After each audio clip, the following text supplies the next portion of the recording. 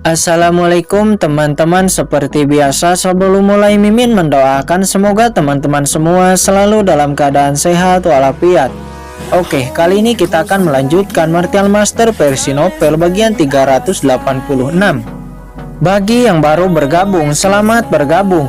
Dan bagi yang belum subscribe dulu lah agar Mimin tambah semangat lagi nih bikin videonya. Oke, kalau sudah kita langsung masuk ke isi ceritanya.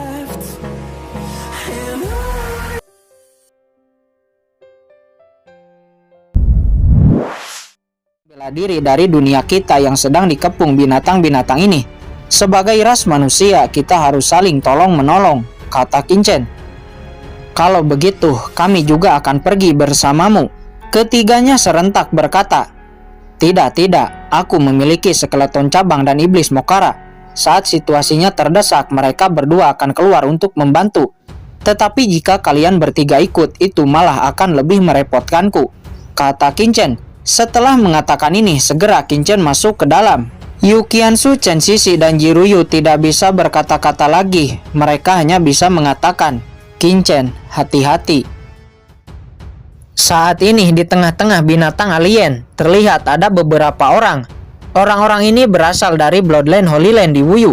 Salah satu kekuatan pengaruh besar.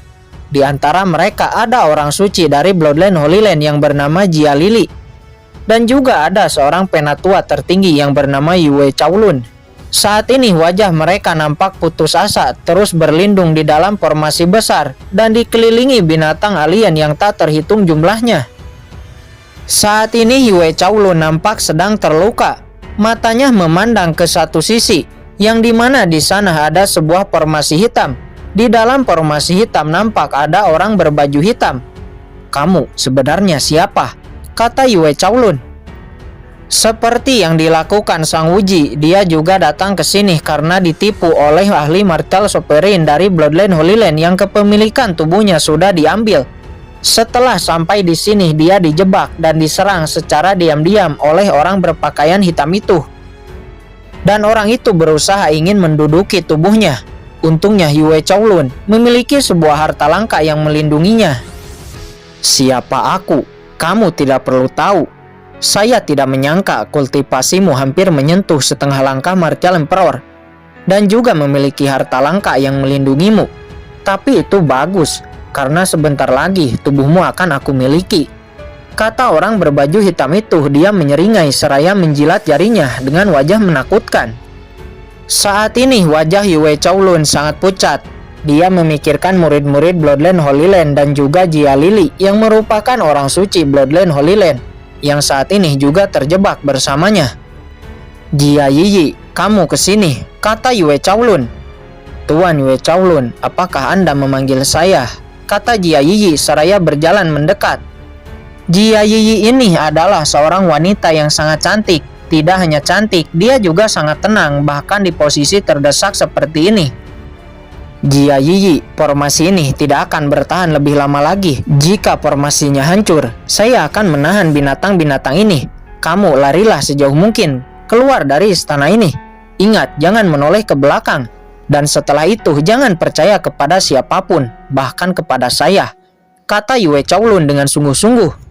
Satu-satunya orang yang sangat ia pedulikan adalah orang suci Jia Yiyi. Tidak, Tuan Yue Chaolun.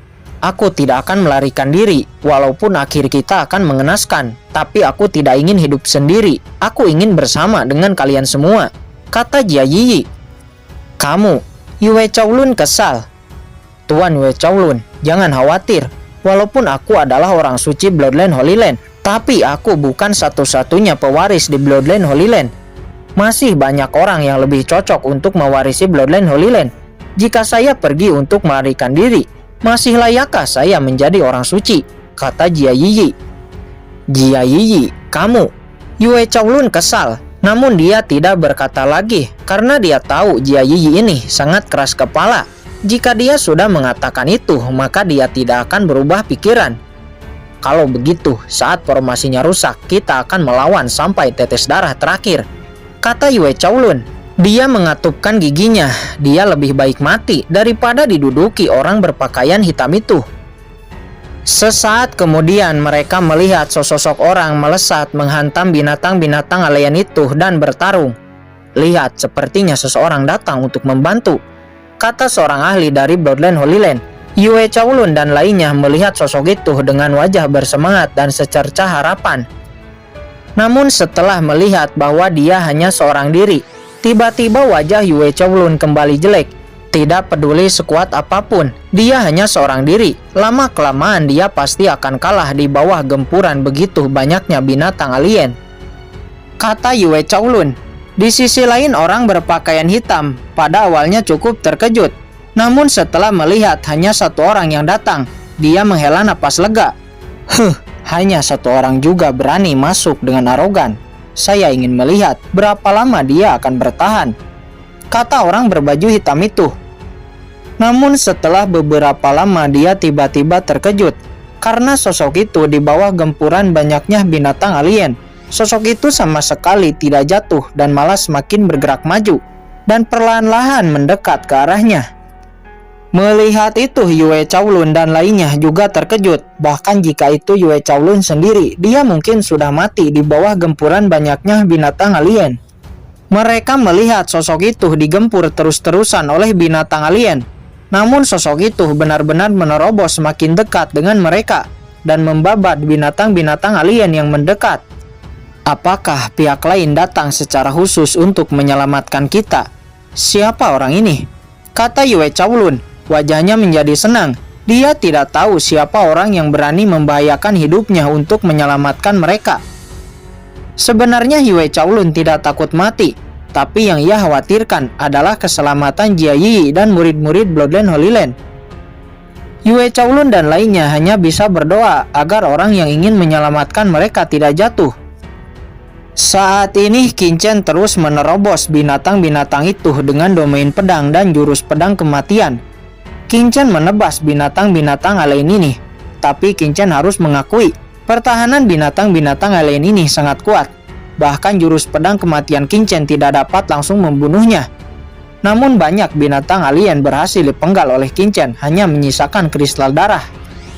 Melihat Qin Chen yang masih mampu bertarung sampai sekarang di tengah gempuran binatang alien, semua orang dari Bloodline Holy Land terkejut. Siapa orang ini? Mungkinkah dia ahli Martial Emperor? Di sisi lain, orang berbaju hitam juga sangat terkejut. Buruk, jika dia terus dibiarkan, maka dia akan menggagalkan semua rencanaku, kata orang berbaju hitam itu. Sosoknya langsung bergegas ke arah Qin Chen. Tidak baik, jika orang berbaju hitam itu melakukan serangan, orang itu pasti akan dalam bahaya. Kalian pertahankan formasi, saya akan membantu penyelamat kita, kata Yue Chaolun. Segera dia keluar dari formasi. Setelah keluar dari formasi, dia langsung diserang binatang-binatang alien dan terluka. Namun dia tetap memaksakan diri dan bergegas ke arah Qin Chen.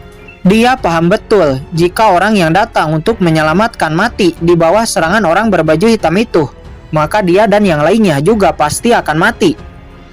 Tuan Yue Chaolun, teriak Jia Yi. Dia khawatir. Jia Yi, apa yang harus kita lakukan sekarang? Ayo, kita juga keluar.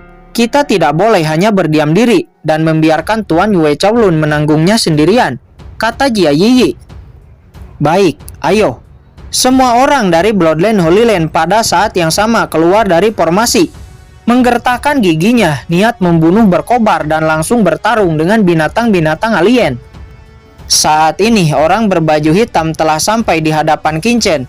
Namun dia tiba-tiba terkejut karena orang yang datang ternyata hanya seorang anak kecil. Di sisi lain, Yue Chaolun juga telah sampai di dekat Qin Chen. Dia juga terkejut karena orang yang datang ingin menyelamatkannya adalah seorang anak muda. Dia juga mengenal Qin Chen pada saat akan memasuki alam Yu kuno. Dia melihat Qin Chen yang berkonflik dengan putra Kaisar Peng Lei. Saya tidak menyangka ternyata anak ini yang datang untuk menyelamatkanku. Saya harus mengakui, walaupun anak ini hanya ahli Martial Sovereign tahap tengah, tapi pertahanan dan serangannya sangat menakutkan, kata Yue Chaolun. Hei, kekuatan anak ini sangat menakutkan. Sepertinya dia lebih cocok untuk dimiliki tubuhnya daripada Yue Chaolun, kata orang berbaju hitam itu. Dia langsung menyerang. Melihat itu, Qin Chen menebas. Cahaya pedang langsung membelah tubuh orang berbaju hitam itu. Melihat tubuhnya hancur, sosok bayangan jiwa orang berbaju hitam itu langsung keluar dari tubuhnya dan bergegas masuk ke dalam kepala Qin Chen. "Pahlawan muda Qin, hati-hati!" teriak Yue Chaolun. Dia sebelumnya telah merasakan serangan jiwa orang berbaju hitam ini yang sangat kuat. Bahkan dengan basis kultivasinya, dia tidak bisa melawan. Untungnya dia memiliki harta langka jiwa yang membuat orang berbaju hitam itu gagal untuk menduduki tubuhnya. Saat ini, Qin Chen melihat jiwa orang berbaju hitam itu masuk ke dalam kepalanya. Qin Chen sama sekali tidak memblokirnya dan dengan santai membiarkannya dengan sudut mulut mencibir. "Hahaha, akhirnya aku berhasil. Wow, lautan jiwa yang sangat kuat.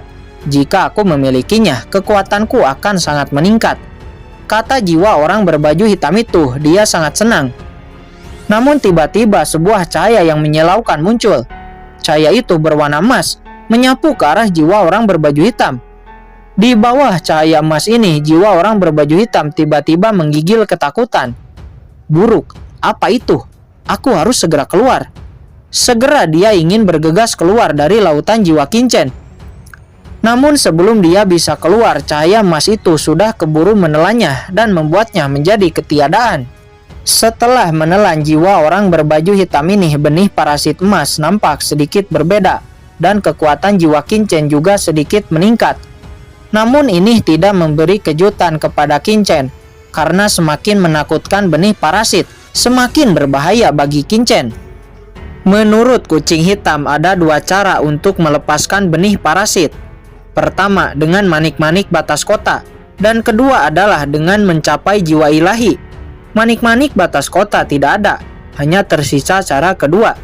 Akan tetapi untuk mencapai jiwa ilahi, kekuatan tubuh, yaitu tubuh suci abadi, setidaknya harus lebih dulu mencapai tingkat 8. Waktunya semakin mendesak. Sebelum benih parasit ini mencapai kondisi tertentu, Qin Chen harus secepatnya meningkatkan level tubuh suci abadi. Boom! Aura Qin Chen meledak, mengayunkan pedangnya. Setiap ayunan pedang, beberapa binatang alien langsung terpenggal.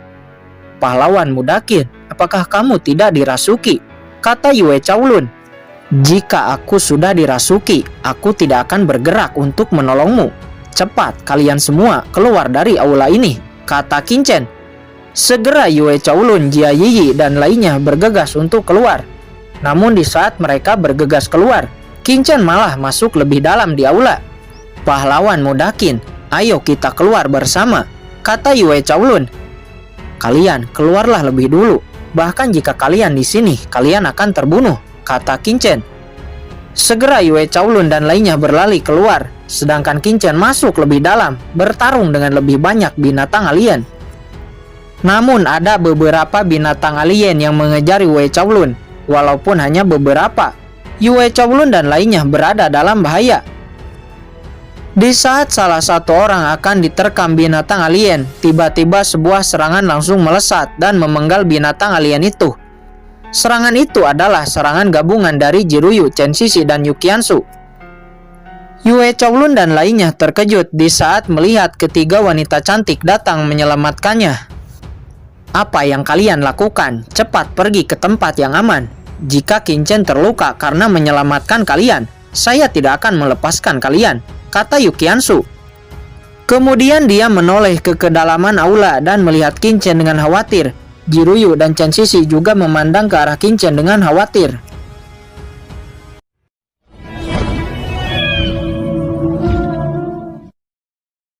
Oke guys, sudah dulu ya. Jangan lupa subrek biar lanjut terus ceritanya. Bagi yang sudah subrek, mudah-mudahan dimudahkan rezekinya. Mimin undur diri. See you next and goodbye.